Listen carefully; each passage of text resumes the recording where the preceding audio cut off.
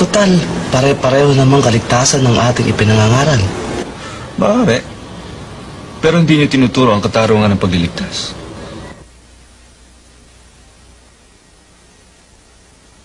Ano ang ibig mong sabihing katarungan ng pagliligtas?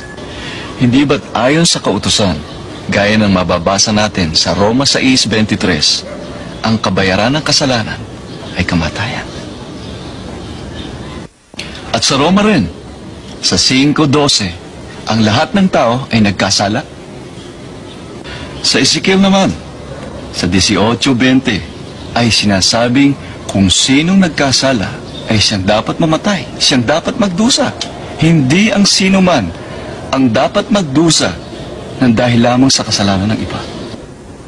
Kung gayon, bakit si Kristo na hindi nagkasala, ayon sa 1 Pedro 2:22, ang nagdusa ng kamatayan sa krus bilang kabayaran ng kasalanan?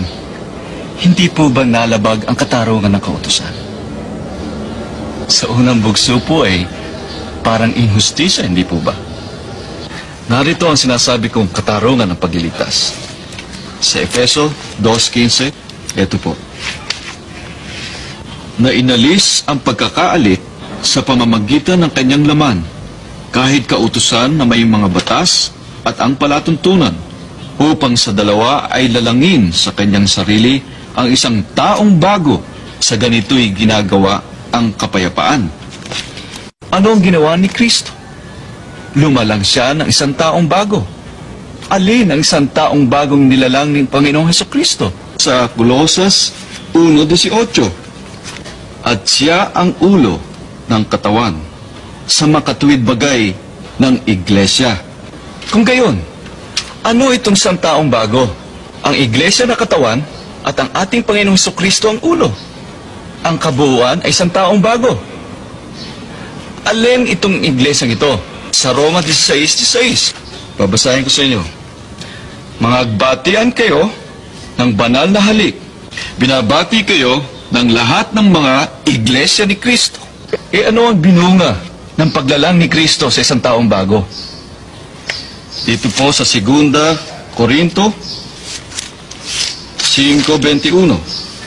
Yaong hindi nakakilala ng kasalanan ay kanyang inaring may sala dahil sa atin, upang tayo'y maging sa kanya'y katwiran ng Diyos. Ano ang ibinunga ng paglalang ng Panginoong Hesukristo sa isang taong bago? Sa paraang nagtayo siya ng iglesia na ginawa niyang katawan at siya ang lumugar na ulo. Ang iglesyang pinatutunayan sa Efeso 5:25 na pinaghandugan ni Kristo ng kanyang buhay ay naging katwiran ng Diyos sa pagliligtas. Bakit naging katarungan to sa pagliligtas? Gayong si Kristo na namatay ay wala namang kasalanan. At ang mga kaanib sa kanyang iglesia nagkasala.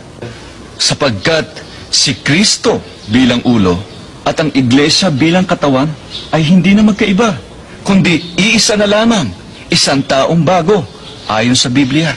Kaya, dahil isa na lang sa paningin ng Diyos, si Kristo at ang iglesia, ano ang katumbas ng mamatay ang ating Panginoong Hesukristo para sa kanyang iglesia?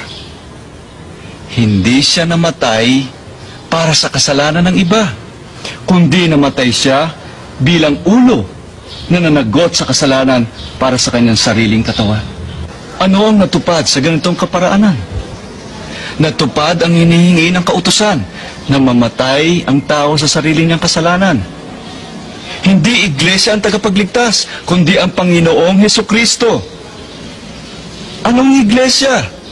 Ang iglesia ang ililigtas, sapagkat ito ang katwiran sa pagliligtas. Sa pamamagitan lamang ng iglesia ni Kristo, matutupad ang katarungan ng pagliligtas. Sa pamamagitan lamang ng iglesia ni Kristo, maisasagawa ng Panginoong Hesukristo ang pagliligtas na hindi niya lalabagin ang kautusan at ang batas ng Diyos.